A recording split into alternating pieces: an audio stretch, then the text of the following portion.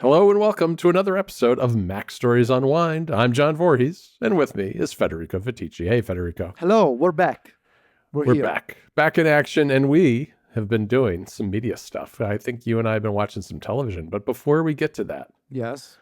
I am bringing you back, Federico, to the animal kingdom. Yes, my favorite. What sort of strange beast have you encountered? Well, not me personally, Okay. but my niece. My niece. Okay. For context, my niece works for the National Park Service. She lives Okay. in Tennessee. She's a recent college grad, and Okay. she works in the mountains between Tennessee and North Carolina. She's up in the wilderness. Is And her she's always- job sort of like in Firewatch, the video game?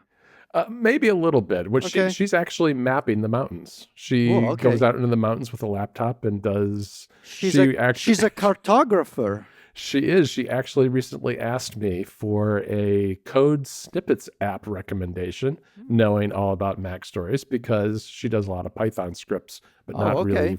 not really pure coding stuff. So I gave her a couple of recommendations for that. Okay. But I was at lunch I guess it was like last weekend with her parents. Okay. And my brother mentioned to me that she had seen a creature up in the mountains that I didn't know was native to this part of the world. Bigfoot. Good guess. Not Bigfoot, not the Sasquatch. Okay. It was, in fact, an armadillo. Have you ever heard of an armadillo? Oh, man. Yes. Do Obviously. you have those in Italy, don't you? No, I don't think we do. Oh, no? I've I seen thought them. maybe you I've did. seen them on TV, on documentaries. Okay, but you know what they are? They're like They're, little... they're cute. They have a. maybe not so much in real life. No, don't they know. have. Well- Don't they have like a really thick skin that's like an They armor? do. Yeah. Yeah. Okay. Yeah, they do. They have kind of an armor, and they are natives of like Texas or Arizona. You know, the Southwest. The armadillo is different from an anteater, right? Very much so. Yes, we Okay. don't have anteaters in North America. I Okay. don't think. I'm not sure where anteaters are from. I want to Me say neither. maybe South America. I just know they exist. I have no idea. Yeah. In any event, someone can write in and tell us all about anteaters and where they Why live. But isn't the armadillo cute though? Like, I don't know, because it's kind of a rodent. It's kind of, I'm not sure. It's a great it is. looking thing. It is a little rodent adjacent. I Yes. think they also carry a fair number of diseases, which is Okay, not great. that's not good. That's not great. Like the Black Plague, really. for instance. I'm not joking. Yes. You're not kidding. The I'm Black not kidding Plague. you, The but Black they Plague. do, Isn't yes. that a It thing still for like? exists. No, that's a thing for like medieval times. No, I know it is, but it also, you can get it from an armadillo. Don't go cuddling those cute armadillos, Federico. I'm telling you. Okay, no, No I don't picking- want. no picking I don't them up. want. I don't want the Black Plague. No, you don't. And look, COVID was enough. it was plenty. Well, look, I'm thousands of miles from Texas, but Yes. apparently these creatures have been migrating east over the years, and now they're in North Carolina. And what's funny, I They're guess, encroaching on North Carolina. they are. Well, and to see, the thing about the mountains is it's cold up in the mountains. That's the thing. It's like, this is not your typical armadillo habitat.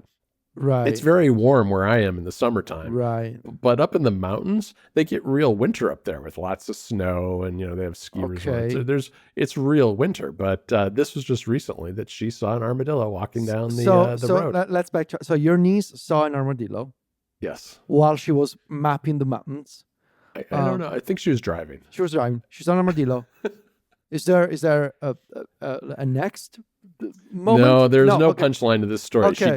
She didn't run over the armadillo. She didn't capture it. She didn't I report it to see, the I authorities. see. I think though that actually they are tracking them in North Carolina. Like you are supposed to report them if you see them, mostly because they're trying to figure out how far east they've gotten. But I don't think they're not like trying to trap them and send I them back see, to I see. wherever or kill them or anything like that. I mean, they're just here. A similar, but I say similar, but it's actually very different. But like, I think about the same size of an armadillo that I once saw crossing the road. What do you call the animal that has? It's not a hedgehog. It's bigger. Okay. That has all the needles like sticking out. Oh, a porcupine.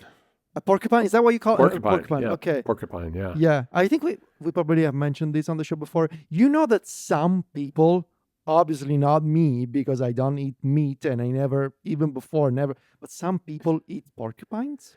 Oh, I've heard this before. Yes. Yeah. Not for me. Not for They me. are they are a protected species in Italy. Oh, are they? Yeah. I don't. Yeah. I don't think they are here. My parents have a house in northern Michigan that a porcupine was chewing on the corner of their garage and destroying it. And they had to put up like metal wire fencing on the corner of the garage. That's one strong porcupine. Oh, they have really strong teeth. I mean, they're like beavers, I think, in a way. They can cut they down have the tree. teeth and needles on their back. So Right. yeah. Yeah, for sure. I don't know. I mean, I actually have never seen one. I've seen them dead by the side of the road in places like northern Michigan. I've never seen them in real life, though. Okay. Well, thank you for the animal update on Unwind. So for the picks, I've been watching some TV this week. I'm fully caught up on Severance. So this good. is what I'm not. bringing. This is what I'm bringing No to the spoilers. show. No I've spoilers. only watched the first no one. spoilers, especially because episode 4 was a real plot twisting moment. Okay. I'll just say that I have no idea what is going on in this show, but it's that type of show where even though you have no idea, you can see that the creators are working towards something, and it's enjoyable to be along for the ride. Are you caught up on season 1 of Severance? Oh yeah, I watched season Okay. 1 as it came out. Let me ask you this though. One thing when I watched the first episode, I wondered whether I should stop and go back and rewatch season 1 again. I because would it's been so recommend- long. This is what I did. I would recommend just watching the final episode of season 1 because it Okay. had a very thorough like previously on Severance segment. So watch that, sort of, so it's fresh in your mind. Also, there is a dedicated standalone recap of Severance season 1 that Apple put together that you can watch before starting season 2. So do this. Final episode of season 1, complete recap of season 2 by Apple, and then start season 2. Yeah, that makes sense because I watched the first episode and I felt a little bit lost. Yeah. I've been really enjoying these 4 episodes. Obviously, we left season 1 with the king of cliffhangers, with basically all of the macro data refiners, employees, activating this overtime contingency procedure where their innies wake up outside. So they were able to sort of wake up their innie personalities while being in the outside world. And that has caused all kinds of havoc on Lumon and on the employees themselves. And so season 2 picks up exactly where it left off and sort of deals, especially in the first 3 episodes, deals with the aftermath of Mark and Helly and all the other employees in the macadamia refining group sort of waking up outside of the severed floor. And then episode 4 takes a bit of a turn in a really good way. And there's the kind of plot twist at the very end, like the final 5 minutes of episode 4 of season 2 are just, chef kiss perfect. In that it's a sort of plot twist where once you go back to the previous 3 episodes and you're like, aha.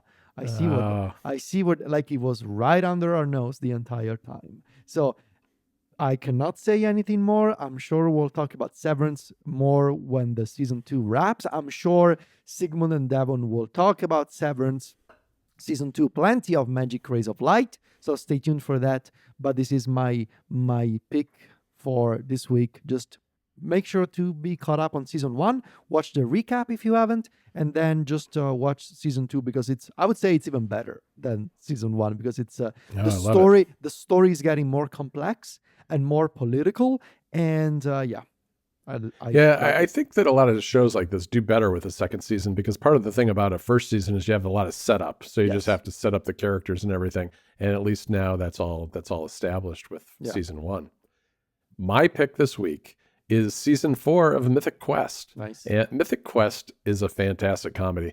I feel like we've talked about this before. I don't think there are enough sitcoms on TV anymore. It's very hard to find a really good one that's nice and short. And these are just nice, short, 27, 28-minute long episodes.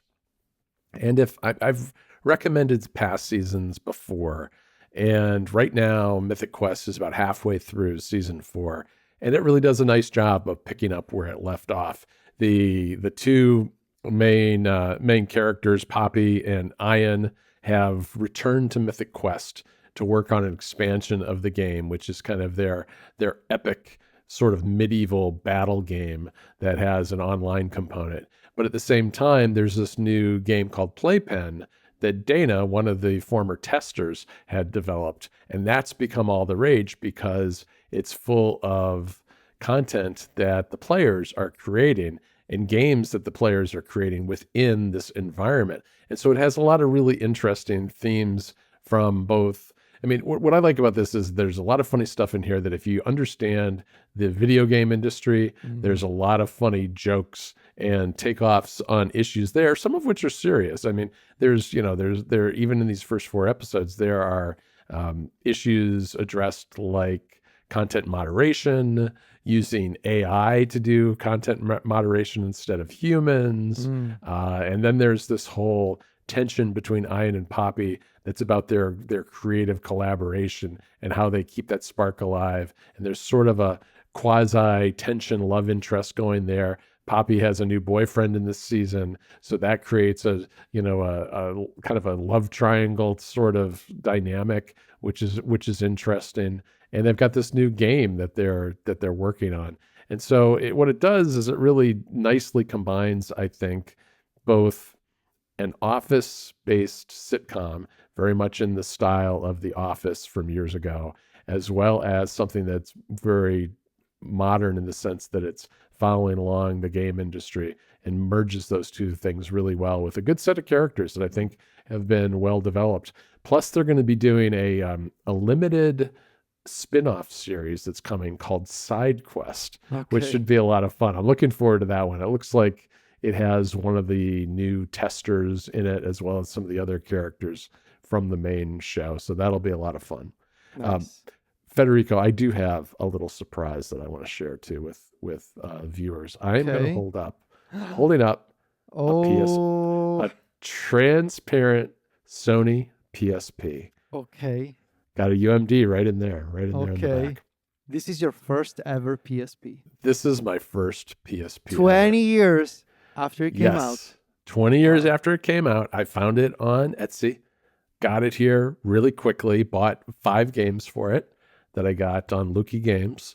And I absolutely love this thing. Now, I'll talk about this more on NPC, our show with Brendan. We'll because leave it there. I have a lot of thoughts about the ergonomics, the controls, but in general, I absolutely have loved playing this. This feels like one of those devices that somehow I missed, and now I feel more complete having played games on the PSP, because I've played a little bit of Burnout Legends as well as Grand Theft Auto Vice City Stories so far.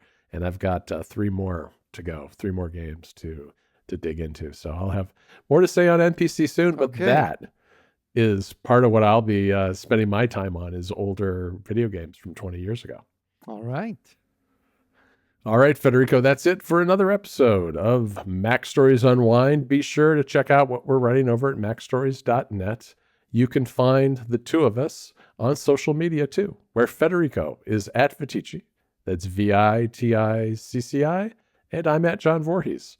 JOHNVOORHWS. Talk to you next week, Federico. Ciao, John.